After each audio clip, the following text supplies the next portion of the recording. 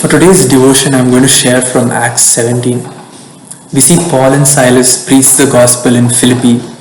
They are beaten and put in a Roman prison there. Then they go and preach at Thessalonica, and they flee from there being threatened by a mob. They go to another place called Berea. They again preach the gospel there. They are pursued by the same mob from Thessalonica, and again Paul flees, this time by himself, to Athens. He leaves Silas and Timothy behind. We read in Acts 17 verse 16. Now while Paul waited for them at Athens, his spirit was provoked within him when he saw that the city was given over to idols. And he again shares the gospel in the synagogue and marketplace at Athens. What made him do that? He's being chased around for preaching the gospel. He gets a break and shares the gospel again. Gets chased again and gets a break another time and shares the gospel again. We read that his spirit was provoked. Some of them who heard him in the marketplace or in the synagogue in Athens, they brought him to this place called Areopagus. Now what is an Areopagus? Verse 21 tells us that for all the Athenians and the foreigners who were there spent their time in nothing else but either to tell or to hear some new thing. When I read this, I felt like, what? I know this place. Let me read that verse again so that you also get what I'm trying to tell you. For all the Athenians and the foreigners who were there spent their time in nothing else but either to tell or to hear some new thing. A place where people did nothing but tell or hear some new thing. Anything. They did nothing but listen to others' opinions or shared their own. That is why those who found Paul at the marketplace or the synagogue, they brought him here. The Areopagus to me is the social media of today. Facebook is full of people doing nothing but share and listen to opinions or new ideas.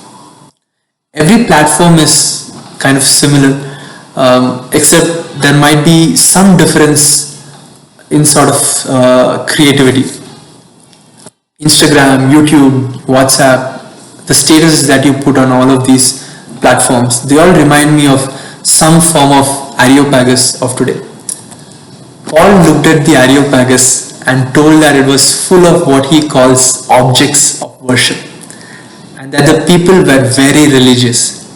Social media is the Areopagus of today, with people having various objects of worship. It can be sports, music, politics, entertainment, and they're sure very religious about it. They even had an altar with the inscription, "To the unknown God." Paul stood up there among those people, among their many objects of worship, and shared with them the gospel, with them the God he worshipped. Paul is here in Athens waiting for his friends to join him so that he can go about his work. And this is actually his free time, and he gets pulled into this place called the Areopagus.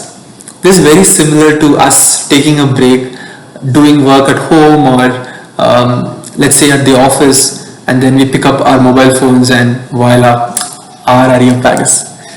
But interestingly, we see Paul standing up among several objects of worship and sharing the gospel in 8 verses from verses 24 to 31. This is actually an interesting way to share the gospel. I would encourage you guys to go and read this.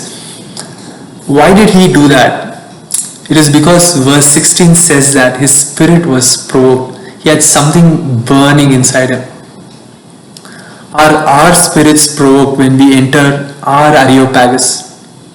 Can we proclaim the gospel among the several objects of worship around us on our platforms and our spaces?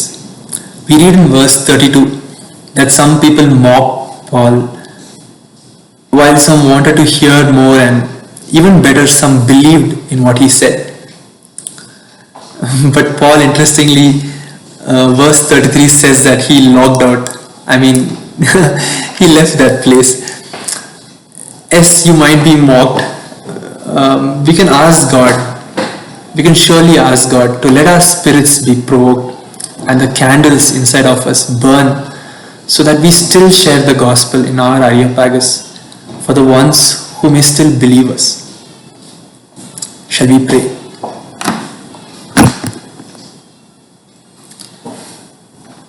We are a family whose hearts are blazing. Let's raise our candles, light up the sky, praying to our Father. In the name of Jesus, make us a beacon in darkest times. Carry your candle, run to the darkness, seek out the helpless, deceived and poor. Hold out your candle for all to see it. Take your candle, go light your world. Take your candle, go light your world. Our Lord, our God, we come before you asking that you would provoke our hearts, so that wherever we go, we may stand up to proclaim your gospel to the people around us. Whenever we get pulled into our Areopagus, O Lord, I pray, provoke our spirits and give us the words, your words, to share your gospel among the several objects of worship in this world, so that we may lead people to you by your grace, by your strength, by your wisdom.